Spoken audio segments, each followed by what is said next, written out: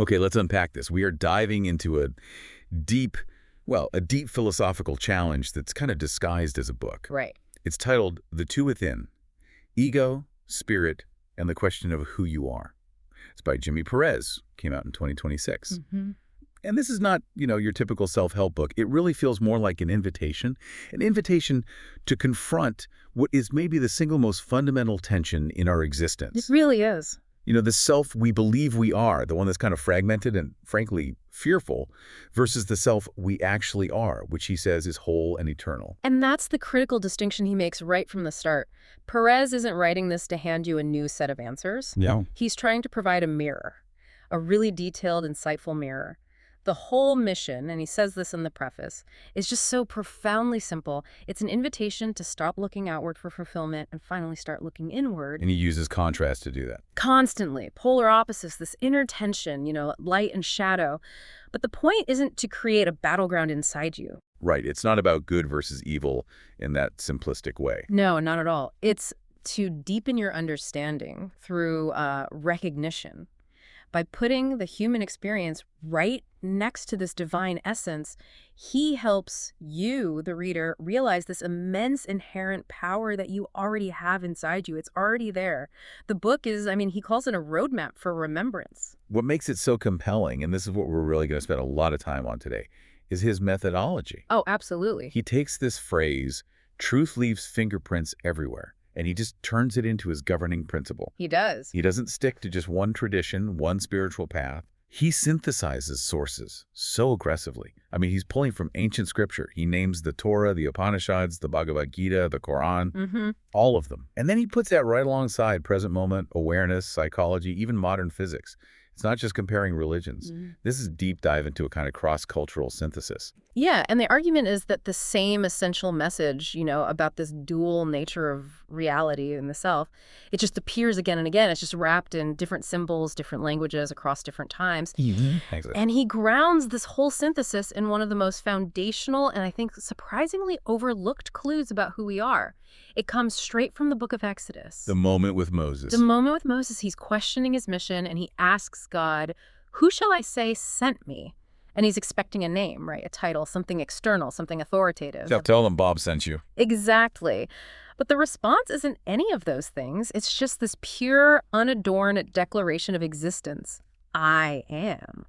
And Perez really, really spends time emphasizing the implication of that. I remember I had to put the book down at that page. I just paused.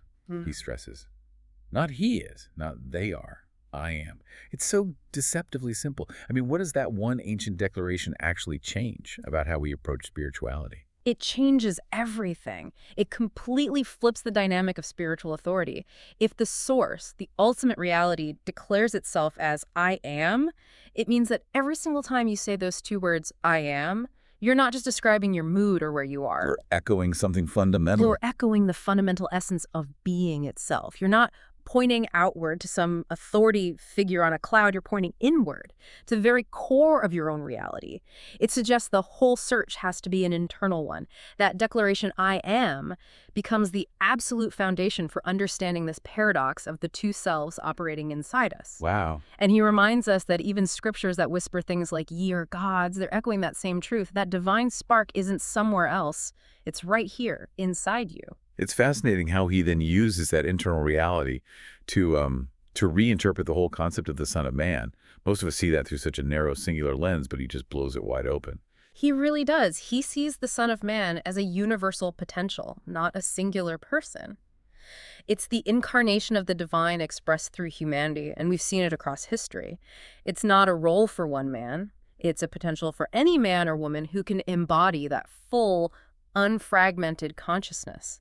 So he's talking to people like Abraham, Moses, Elijah, Jeremiah, Jesus, Buddha, countless others. Anyone who achieved that level of alignment between the human part of them and the divine part of them. And he's pretty transparent about his own background here, which I think really helps. It helps bridge that gap between traditional religion and this, kind of radical synthesis he's proposing. Yes. He says right up front, I come from a Christian background. He holds the Bible as sacred. He believes it carries the word of God. But then he immediately adds this crucial caveat. Which is? He doesn't believe it's the only place that word exists. And he doesn't believe the text is untouchable or perfect. He reminds you that just like the Torah, the Upanishads, the Quran, it was written and compiled by men. That fact humanizes it. It doesn't invalidate it. Not at all. He says the enduring power comes from the spirit that moved through the authors. The core message is always consistent. God is not contained in a book or a church or even in one single person. God is spirit eternal, infinite, and most importantly, omnipresent. And he really leans on that word. Omnipresent means everywhere, which has to include you. That sets the stage perfectly for the core framework of the whole book. This is where we get into the two within. This quiet realm inside us where the seen and the unseen meet. This gentle tension, the sacred paradox between the two selves that exist in our consciousness. One born of dust, he says, finite, temporary, subject to decay, and the other born of light, which is eternal and completely unbound. And this internal friction, this is the engine of the entire human condition. The self born of dust is what he calls the I. What we would call the ego. Exactly what modern psychology calls the ego. This self is the voice of your human experience. It's your temporary self navigating a temporary world. It's the seeker, the struggler, the wanderer. And Perez just meticulously details its nature. It's always hungry, perpetually hungry. It wants safety. It wants certainty. It wants a concrete, fixed identity. It desperately, desperately aches for belonging and for external approval. It's why we chase titles, possessions, followers. Right. This I is terrified of its own impermanence, so it clings to external forms, our names, our roles, our jobs, the fleeting security of the material world. It is, and this is his metaphor, it's trapped in a dense fog, just groping for meaning like a lost child. And the most defining characteristic of this ego, the one that he says causes the most pain, is its relationship with truth. Precisely. This is so key. Perez defines the ego as the part that believes but does not know. What's the difference? Belief is intellectual. It requires external proof or an external authority figure to tell you what's true. He calls the infant soul, navigating eternity, totally bewildered, and often just lashing out in this quiet desperation.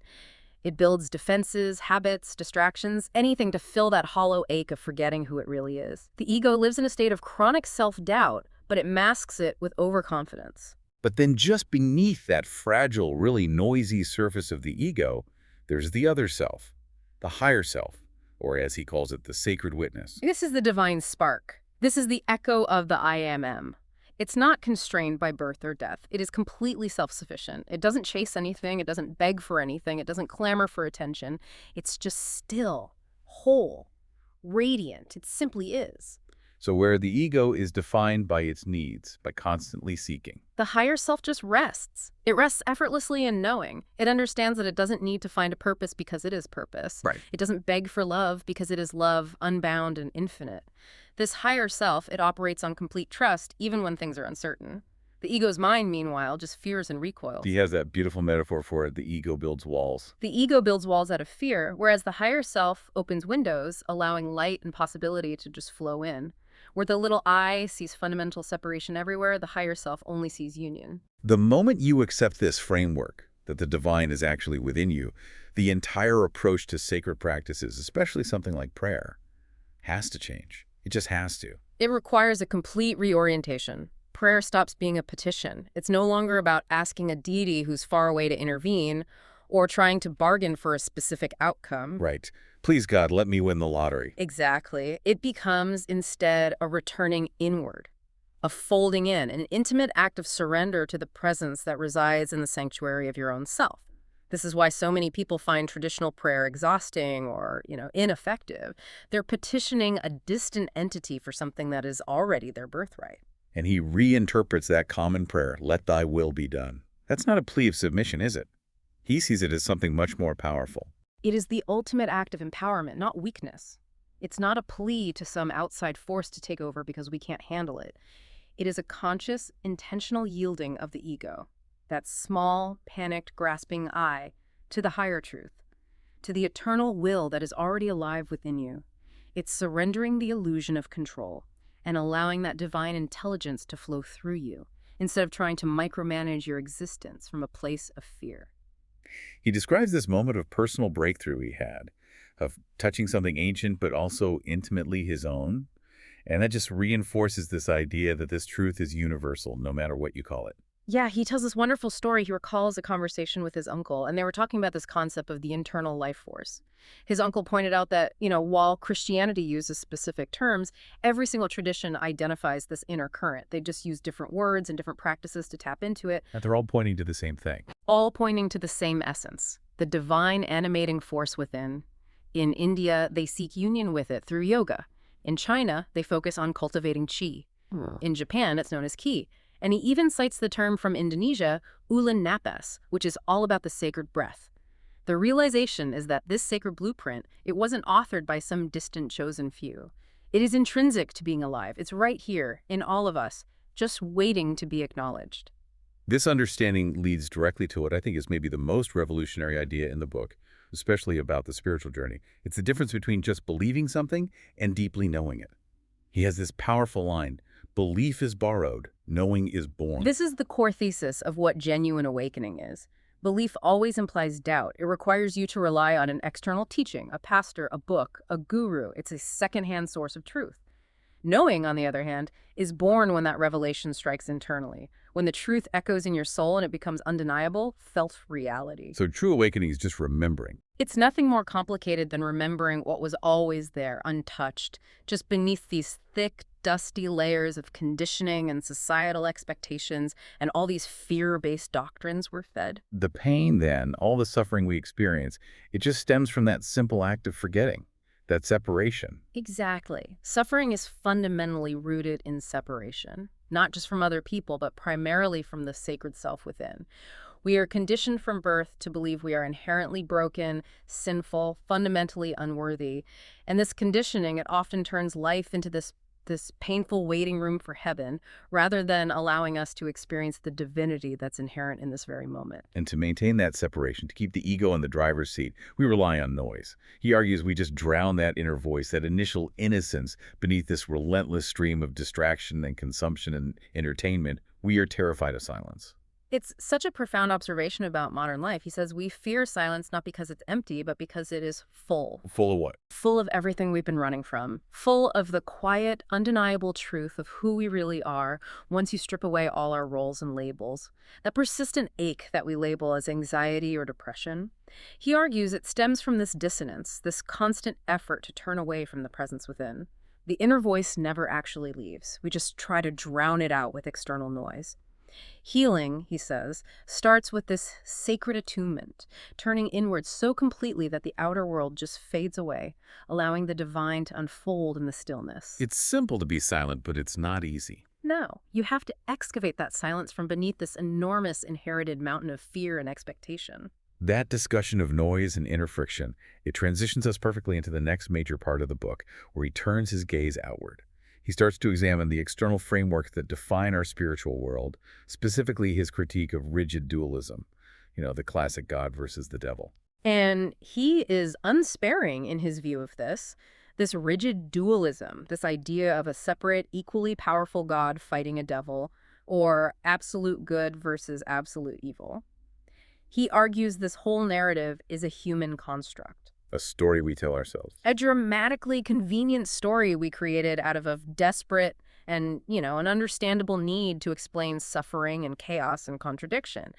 If God is defined as only love and perfection, then we need an external scapegoat, a separate malicious force to be responsible for all the bad stuff.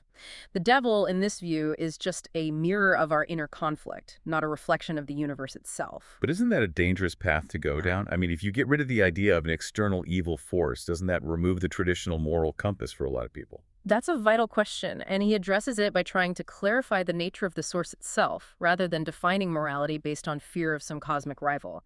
His point is that we limit ourselves, we diminish the sheer magnitude of the source by falling into what he calls gross anthropomorphism. Imagining God in our own image. Exactly. We project our human limitations onto the divine, we assign it a gender, we give God a posture, and critically, we project our human emotional turbulence onto it. We say God is jealous or angry or vengeful, just like it's written in some ancient human recorded texts. He uses that great analogy. If you ask a horse what God looks like, he will probably describe a horse. Right. Humans, because we want familiarity and control, We imagine the source as this gigantic, idealized version of ourselves, and that process just inherently diminishes the infinite nature of being. He even questions, maybe those powerful figures who supposedly made us in their image were real, but maybe they were the ones struggling with those human emotions, and we just misinterpreted their struggle as being the nature of the source itself. And he reinforces this critique with this really curious statistical paradox he pulls from the very texts that promote dualism from the Bible. Yes, the paradox of power. It's undeniable when you look at it. He notes that when you actually tally up the acts of God and the devil in the Bible, God is said to have taken millions of lives, floods, plagues, wars. Meanwhile, the devil is responsible for only a handful, and even those were only with God's explicit permission, like in the story of Job. So that really challenges the idea of two equal rivals. It completely undermines it. It suggests that the chaos and suffering we attribute to some external evil force are either, one, part of a much larger incomprehensible plan orchestrated by a single immense power, or two, they're just the natural consequence of human separation and free will. It shows that the dualistic story we use to cope might not be the whole truth. So if God is not this human-like figure with emotional turbulence and not an external rival, how does Perez ultimately define the source in this book? He sees God as an essence, something utterly boundless, formless, and fundamental. He defines it as presence, breath, light, the sustaining force behind all things, like the invisible forces of wind or gravity. And then he draws this really fascinating and, I think, necessary parallel to a black hole. The black hole analogy is, it's a bit jarring at first, but it is incredibly insightful once you sit with it. Why a black hole? Because a black hole is the ultimate paradox of power and absence. It's the single most powerful force we know of in the universe. It can warp space, time, light itself. And yet, at its core, it's defined by the absence of visible matter. It's the ultimate void. So the most powerful force is nothing. Precisely. The most powerful force is the absence of all form. Everything that exists in our material world came from nothing. Creation sprang out of a void. The source is just too vast, too expansive to be contained by human language or perception. So describing it by what it is not, a formless essence, is actually more accurate than trying to define it by any limitation we can dream up. Okay, so if the source is pure, formless essence or light, then it follows that evil can't be a substance or a rival entity competing with it. It has to be something else. And that's where his definition of evil as absence comes in. That's the crucial pivot. Evil in this framework isn't a positive substance. It's a negative condition. It's the absence of light, just like darkness is simply the absence of illumination. He reframes the whole concept of sin using this really powerful pedagogical analogy, he asks. When a child can't speak, what do? We immediately recognize a lack of learned language, a lack of skill. We don't call the child inherently stupid or worthless. We understand they're just incomplete in that area. And the spiritual parallel is? Similarly, he asks, why do we instantly call a person who is struggling a sinner, wicked, or inherently evil or corrupted? Shouldn't we instead recognize in them a profound lack of spiritual fluency, a disconnection from that sacred self within? Sin, in this view, gets redefined. It's not inherent malevolence, it's spiritual immaturity or incompletion, a failure to align with what is whole and holy. And that naturally leads to actions that cause harm to yourself and to others. It completely changes the conversation from one of judgment to one of compassion and growth. This new perspective where evil is absence and suffering is potential growth that really helps us reconcile our past struggles. It suggests our judgment of events as bad is often based on an incomplete, really limited human viewpoint. It connects directly to that famous Steve Jobs commencement speech idea. You can only connect the dots looking back. What we label as bad or evil in the moment is just incomplete from our limited perspective because we can't see the final tapestry that's being woven. Perez cites the powerful example of Oprah Winfrey. She experienced this deep, horrific childhood trauma, including rape. Horrific in the moment. But that trauma became part of the shaping fire that forged her indomitable spirit and led her to her life's work of helping others heal. It compels you to look at suffering not as some cosmic flaw or punishment, but often as an intense, necessary component of something much larger. It becomes the seed of our greatest growth and highest purpose. Life, he suggests, in its mysterious unfolding fullness, is always working toward the greater good, even when our human ego cannot understand the pain of the process. That profound sense of reconciliation brings us to the path forward. If we recognize this duality and the true nature of the source, how do we shift from being, reactive to truly being responsive? Perez points to silence as the essential tool here. Silence is the excavation tool. It's what's needed to interrupt the pattern of ego-driven reaction. Yeah. We live in a world that is defined by the speed of response. True listening is so rare. Most of us, he notes, are already frantically preparing our reply while the other person is still talking. We just want to fill the space. We rush to respond. We lose clarity, we lose wisdom, because silence makes the ego deeply, deeply uncomfortable.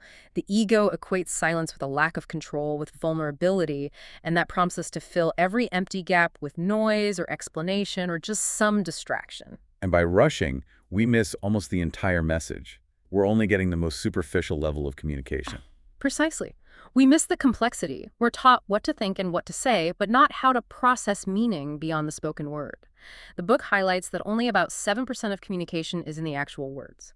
The other 93% is in the nonverbal channels, the tone, the pace, facial expression, posture, all these subtle cues that carry the true emotional cargo. So the silence creates space for all of that to land. When you actively choose to pause, when you enforce silence, you allow all those nonverbal layers to land and to register. This creates the essential space for internal clarity to arise, ensuring that your response aligns with the truth inside you, rather than just being a fear-driven reflex or some inherited habit. He stresses that silence must be earned. It's a pearl you have to excavate from the noise. Once we've excavated that space through silence, the second, and I would argue most important tool for transformation that Perez introduces is focus. He even says, where focus goes, reality unfolds. Focus is presented as the silent architect of our inner and our outer world. It's the most powerful mechanism for creating a connection with your truest self. The psychological mechanism behind it is both simple and profound. Whatever you habitually focus on seeing, hearing, and feeling, you will inevitably experience more of. It acts as a spiritual and psychological filter that determines what grows in your daily experience, whether that's suffering and lack or blessing and abundance. This sounds almost too simple, but he grounds it in specific psychology, right? He talks about the Bader-Meinhof effect, the frequency illusion. It's the perfect, relatable illustration. We have all experienced this. You buy a very specific new model of car, let's say a yellow vintage convertible, and suddenly you see that exact car everywhere you go. Right. They weren't all hiding before. The cars didn't just multiply overnight. Your brain simply flagged it as significant. Psychologically, this is your reticular activating system, or RAS. It's your brain's filtering mechanism. It directs your perception to certain streams of data while filtering out the vast majority of other information. The Bader-Meinhof effect proves that your perception literally shapes the reality you experience. So the spiritual application is that we can consciously choose what our brain flags as important in our internal world. Exactly. If your habitual focus, which is driven by the ego, is on fear, comparison, lack, getting validation, the matters of the flesh, your RAS will filter the world for confirmation of those fears, and that creates profound disconnection. But if you consciously choose to redirect that focus to matters of the spirit, to presence, gratitude, clarity, kindness, your inherent wholeness, the world begins to reflect that back to you. It creates connection. It ignites inspiration. And the beauty of it is that we hold complete dominion over our focus. That consistent, deliberate choice fundamentally shapes the reality we inhabit. Let's turn the conversation now to what he calls the internal weighing scale, which is this balance between knowledge and faith, framed, of course, within the context of the two within. Knowledge and faith are the separate tools of the two selves. Knowledge is the tool of the flesh, of the ego. It's stored data. It's accumulated through education, experience, all your learned survival mechanisms, and it is entirely necessary. It's useful for navigating the world of form. It's essential for a surgeon or a pilot. It's based on the past. Entirely based on the past. Faith, conversely, is the sacred tool of the spirit. It's that silent whisper, the unseen force that sustains and creates and transcends. It's what allows you to move forward when you lack complete understanding, when the dots can't be connected yet, when you can't see the full picture. Knowledge is about what was. Faith is about what is possible. He makes a powerful argument that perception isn't just reality, that belief and faith can actively create reality. He links this ancient idea to modern psychological phenomena. He argues that belief and faith are the root mechanisms that govern the transition of thought into matter. And you can see this in emotional reality, right? Two people in the exact same economic or health situation will create vastly different lived experiences based purely on their underlying worldview, their pessimism or their optimism, which is just a form of belief. But the most undeniable proof, he argues, comes from the medical world. He points to the placebo and nocebo effects. They are the scientific demonstration of thought-shaping matter. The placebo effect shows that a sugar pill, when you couple it with the patient's deep belief in its healing power, can actually trigger the body's innate healing chemistry. And the nocebo effect is the dark side of that. It's deeply sobering. A negative diagnosis, whether it's true or not, can implant a belief in your mind that leads your body to manifest the expected disease. It causes physical suffering based entirely on an idea. This is thought-shaping matter. This is faith in action, for better or for worse. It suggests that the boundary between the physical and the conceptual is way more porous than we think. So the pursuit of a deep faith like that often involves grappling with that constant internal friction we call doubt. How does he incorporate doubt into this path, especially since it's usually seen as the opposite of faith? He just fundamentally reframes doubt. He argues that doubt is not the opposite of faith. It is, counterintuitively, a necessary part of the path to a deeper faith. He sees doubt not as a weakness, but as the beginning of true seeking. The word question, in its ancient sense, meant to seek. So if you question, you're seeking. If you question inherited dogma, you're forced to engage with it. You have to uncover all the borrowed beliefs and the inner drama that were never really yours, and that allows them to dissolve. He says he finds it impossible not to question, especially when you study the vast scale of human history versus the relatively short, geographically specific history of modern religions. Doubt, when you embrace it constructively, it forces genuine seeking. And that leads to growth and ultimately to the quiet wisdom of knowing that you truly know very little. And that is the necessary prerequisite for the spirit to step in. If the ego is the voice of our human experience, then the natural extension of all this questioning is identity. We cling so fiercely to our labels, father, husband, Christian, whatever our profession is. But he argues these are just roles we play. They're not who we are at our core. That's the truly liberating realization, but it's also the most terrifying one for the ego. These labels, they provide a sense of security and structure, but they are temporary and they're shifting. He acknowledges, he says, I am not a father when my attention is focused intensely on my work. I'm not a husband when I'm being a son. These roles are functional costumes. They dissolve and reappear like waves depending on the context. They do not and they cannot define your eternal, irreducible self. Why do we cling so tightly to them if they're so fleeting? We use categories and labels to feel anchored in the material world. When we experience loss, you get fired, a divorce, a parent dies.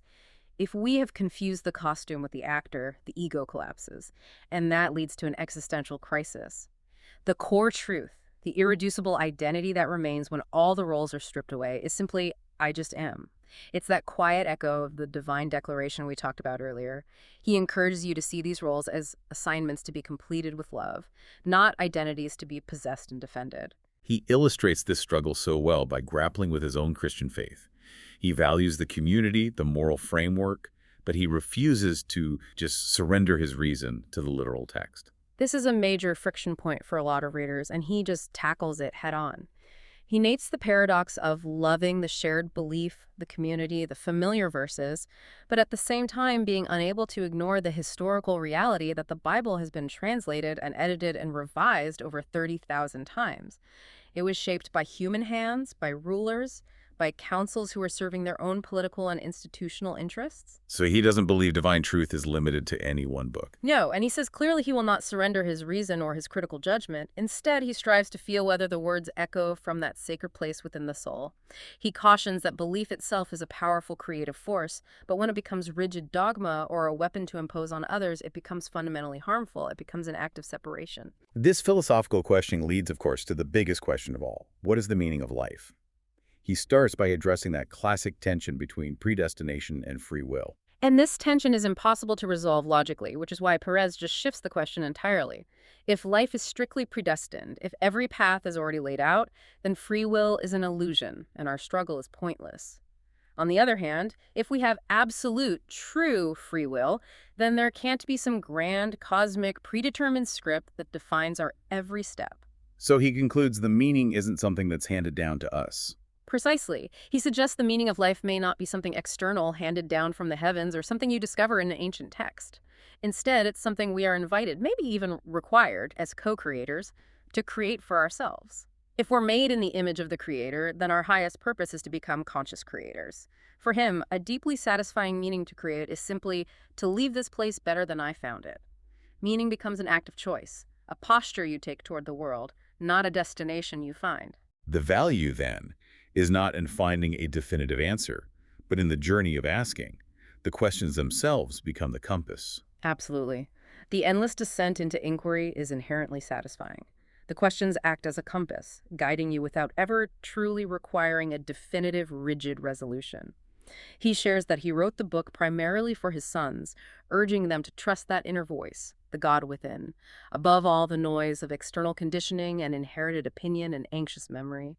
The soul longs for meaning. It longs for the wisdom that comes not from arriving somewhere, but from walking the road with open eyes and an engaged heart. Help us visualize this separation between the conditioned ego and the eternal self. Perez uses this extended metaphor in the book. It's his powerful parable of the forgotten self, which he also calls the child within the shell. This parable is just a masterstroke of analogy. He asks you to imagine being born into utopia, a state of perfection, innocence, complete trust. But suddenly, there's an emergency and you're forced to escape to Mars. To survive this alien environment, you have to be placed inside a mechanical survival suit, a robot, that's engineered entirely for that hostile world. And your true consciousness. Your true consciousness, your essential innocence, is put into a slumber. It's dimmed and filtered by this machine, which represents the body and the ego. Over time, the robot evolves to survive, its programming becomes fixed and rigid, and it eventually forgets the precious, pristine being that's inside it entirely. Wow, the interpretation of that parable is so sobering. It suggests that the performance of being an adult is inherently unnatural and just exhausting. The adult self is the shell. It's the armor we wear. It's an unnatural performance of composure and strength and fixed identity that leads to anxiety, depression, and profound exhaustion. We are running on the survival programming of the robot. The natural state, which is the child within, is pure, curious, fluid, and unashamed. When a child falls, they just get up and keep moving. They don't process it as failure. That immediately connects to that ancient wisdom. Be like water. Yes. Lao Tzu and Bruce Lee's wisdom is intrinsic to this parable. Water doesn't resist, it flows and it adapts. The child, similarly, knows only flow. They rise again after every fall because the concept of judgment, of good and evil, hasn't been fully internalized by the ego yet. The fall from Eden, Perez suggests, wasn't about sin in the traditional sense. It was about gaining dualistic judgment, seeing good and evil, and that introduced separation, guilt, and fear into the human experience. The spiritual journey is the systematic dismantling of the robot suit to free the child within. The ultimate goal, then, is the return to that essence, the reconciliation of the two within. He wraps this whole segment up by offering his really unique, intimate view of the Trinity, linking it to these internal selves as a final illustration of inner union. He views the Trinity Father, Son, and Spirit not as three external figures, but as a wholly necessary union that exists within the soul, a profound mirror of our inner world, much like, the three components of a functional computer or a three-part harmony. He sees the Father as the guide, the voice of wisdom, the calm, eternal reason within us that provides direction. And the Son. The Son is the innocence we buried and forgot, the wise child within who knows without having to learn. And the Spirit is the connector, the intuition, the breath, the sacred bridge that allows these three distinct facets to flow as one unified presence. It's all about relationship, awareness, and awakening what has always been inside you, regardless of your religious affiliation. This has been an incredibly deep exploration into the nature of self, identity, and the dissolution of all these external frameworks that trap the ego. The central journey of this entire book, The Two Within, is about dying to that fragmented, seeking self, and remembering that the separation between the ego and the spirit was always, at the end of the day, an illusion. That is the ultimate conclusion that all the signposts in the book point to. God, as Perez argues, is not some figure who sits in judgment. God is being itself, the origin, the foundational intelligence, the mind behind the mind that operates reality. This source doesn't speak in audible syllables or complicated syntax. It speaks in vibration, in frequency, and in profound silence. It's a deeper kind of presence we rarely slow down enough to even notice. So when we turn inward... When we turn inward through prayer, meditation, stillness, we're tuning into that omnipresent frequency. The line between God and I becomes completely transparent, because the final, most tenacious illusion to dissolve is the illusion that there was ever any separation at all. If you found these concepts resonating deeply with that inner whisper, you are invited to continue this journey of remembrance and self-discovery. We really encourage you to pick up the full text of the book, The Two Within, Ego, Spirit, and the Question of Who You Are by Jimmy Perez, to delve deeper into these essential concepts and complete your own breakthrough. You can also explore his other works. I know there's an Adam's journey. If I know better, why am I not doing better? And the Soul University. This is truly a book designed to spark that internal conversation and that necessary friction. And as you reflect on this deep dive and the profound power of self-responsibility and internal perception that Perez outlines, maybe consider this final provocative thought. It's rooted in that core tension of the two forces battling within us. If heaven and hell are not distant destinations, but rather states of mind-lived experiences in the landscape of our daily perception, what is the single most important choice you can make today to ensure you are feeding the right wolf?